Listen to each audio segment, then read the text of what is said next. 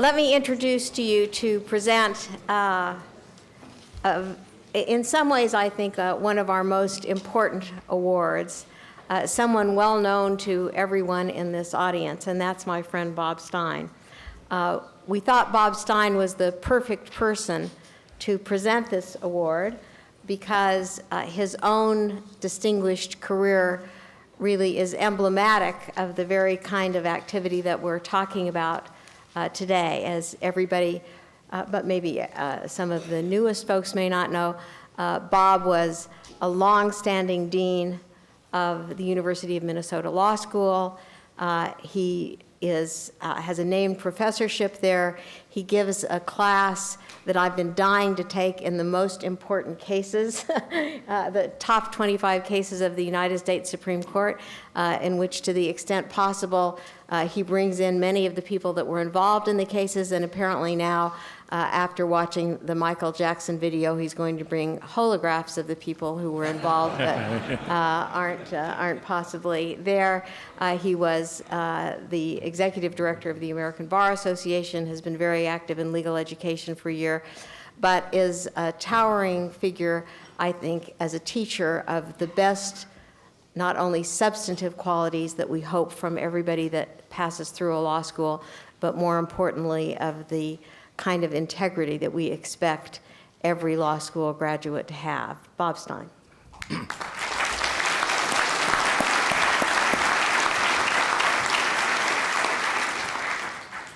Thank you very much, Roberta, for that very generous introduction. I hope that all of you have an opportunity sometime during your life to be introduced by Roberta Ramo. It's just wonderful. Good morning. The Judge John Minor Wisdom Award was established by the American Law Institute to honor the late council member, Judge John Minor Wisdom, former judge on the U.S. Court of Appeals for the Fifth Circuit, who died in 1999. The award was endowed in 1990 by Judge Wisdom's then present and former law clerks, who did so on the occasion of celebration of his 85th birthday. The award is given from time to time, not every year, but in specific recognition of a member of the Institute for outstanding contributions to the work of the Institute.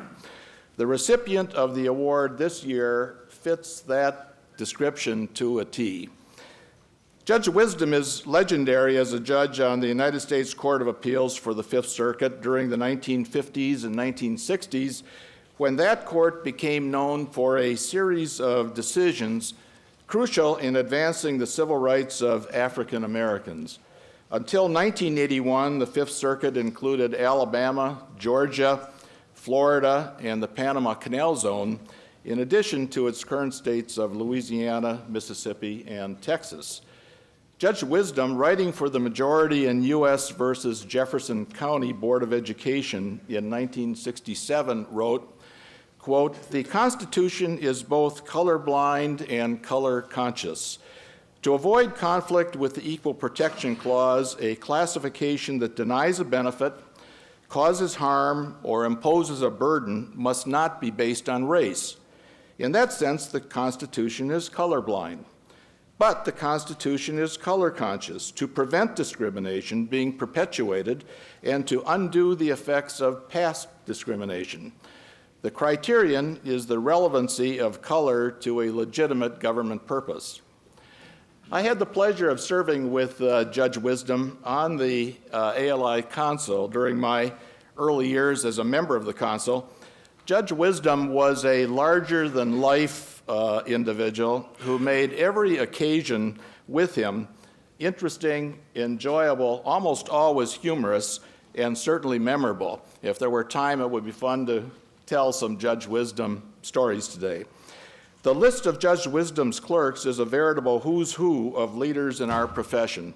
It includes a United States Senator, numerous federal and state court judges, professors and deans of law schools throughout the country, and a current member of the Institute Council, Judge Brock Hornsby. It's an honor to present the Judge John Minor Wisdom Award to a person whom I admire so highly Professor Neil Cohen of the Brooklyn Law School. As a council member, I have observed Neil's remarkable contributions to the work of the Institute over many, many years. As a president of the Uniform Law Commission, as well as an ALI council member, I saw his outstanding contributions to many projects jointly sponsored by the Institute and the Uniform Law Commission. Neil is the Jeffrey D. Forcelli Professor of Law at Brooklyn Law School, where he has been a member of the faculty since 1985. And early in his career, Neil taught at Seton Hall Law School, and before that, his career began practicing law in Boston following his graduation from NYU Law School. As a former dean, as Roberta mentioned, Neil is a dean's dream professor in covering the curriculum. By my count, he's taught 13 different courses in the curriculum. And he's not only taught all of those courses, he's written books and chapters and articles on most of those subjects and many others. He even has a book, and you might want to go out and check this out later. He has an article in a book about baseball, and the article is entitled Taking Pop-Ups Seriously, the Jurisprudence of the Infield Fly Rule.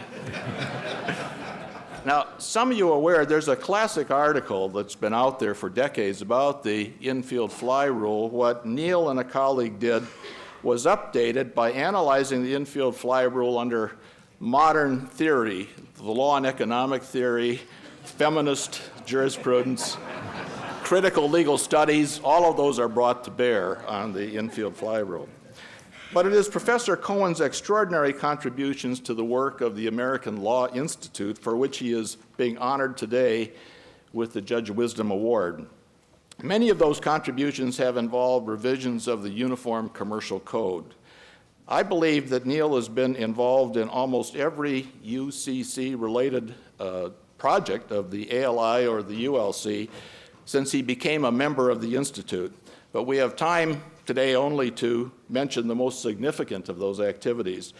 He was an active member of the committee that drafted the most recent comprehensive revision of Article 9, which was promulgated in 1998. Then Neil continued his Article 9 work as a member of the joint ALI-ULC committee that studied the need for and drafted a set of targeted amendments to Article 9, most importantly to resolve some issues relating to how to designate the debtor's name, and those amendments were completed in 2010. Neil was also the reporter for the revision of Article 1 of the UCC, which was a project completed in 2002, and that role led him to be deeply involved in the end game of a series of projects, unfortunately not successful from an enactment point of view, to undertake a comprehensive review of Articles 2 and 2A of the Uniform Commercial Code. Since 1998, Neil has provided important leadership for the permanent editorial board of the UCC by serving with distinction as the PEB's research director.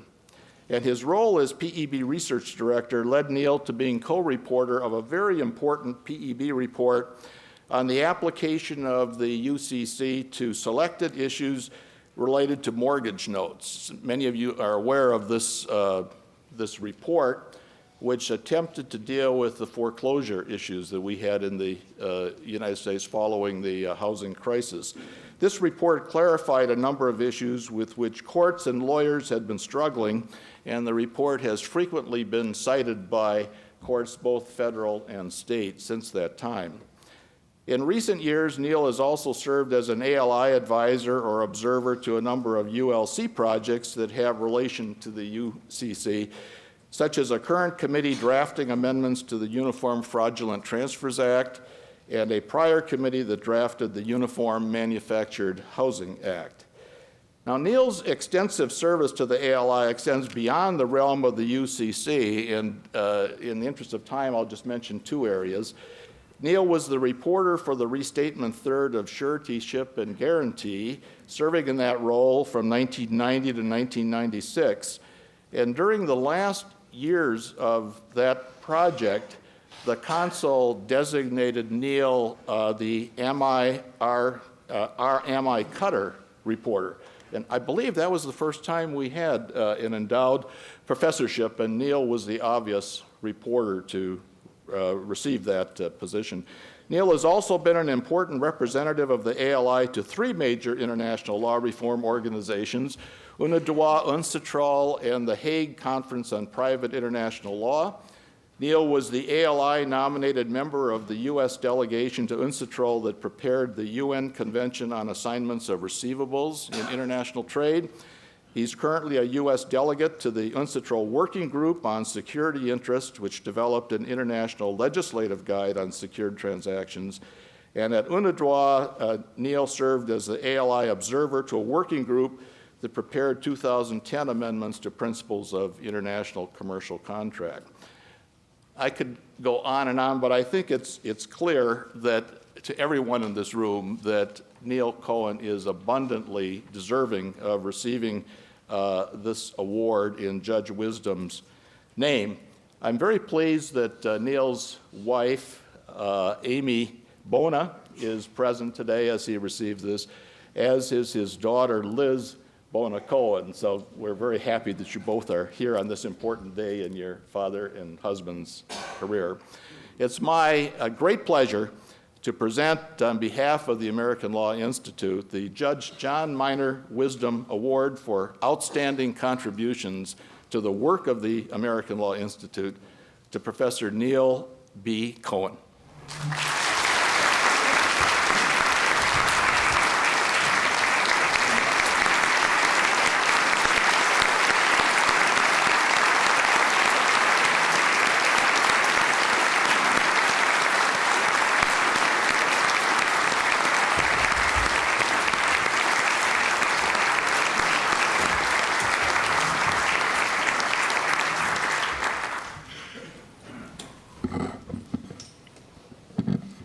Bob, thank you for those wonderful words. I don't know that I've earned them, but I'll certainly try to live up to them. It's a real honor to receive the John Minor Wisdom Award. Not only was John Minor Wisdom an American hero, but the previous recipients of this award named for him are like a hall of fame of those who are devoted to the law. And I've had the privilege of knowing the last several recipients of the award. Guy Miller Struve, whose wonderful acceptance speech just 3 years ago is still ringing in my head. The legendary Judge Jack Weinstein, the late Michael Marks Cohen, and Donald Rapson, without whose prodding and encouragement I wouldn't be here today. Early in my career, I was fortunate to have several excellent mentors who took it upon themselves to take the new kid under their wing and show him the ropes, to badly mix a metaphor. This ranged from telling me where the really good pencils were stored, to teaching me that first drafts were never the final word, and helping me realize that you can learn a lot from people who disagree with you, especially humility. Some of those mentors are here today, and without them, I wouldn't be here today. I was particularly fortunate that these important figures in my life were not only wonderful mentors, but they were also members of the American Law Institute.